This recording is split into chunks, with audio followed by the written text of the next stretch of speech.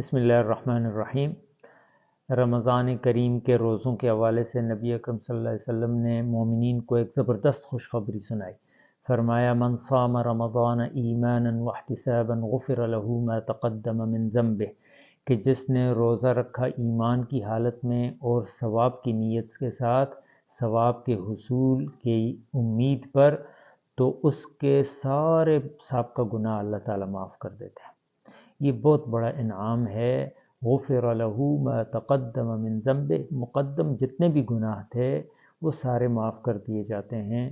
اس میں فقہا اور محدثین کہتے ہیں کہ حقوق العباد جو ہیں، حقوق اللہ تو معاف ہو سکتے ہیں، لیکن حقوق العباد صرف اس شکل میں معاف ہوں گے جب بندے معاف کریں گے، جب ان سے یا ان کا حق ادا کر دیا جائے گا یا ان سے معافی طلب کی جائے گی۔ تو یہ بہت بڑی خوشخبری ہے کہ ایمان کی حالت میں رمضان کا روزہ آدمی رکھے اور پچھلے سارے گناہ معاف ہو جائیں۔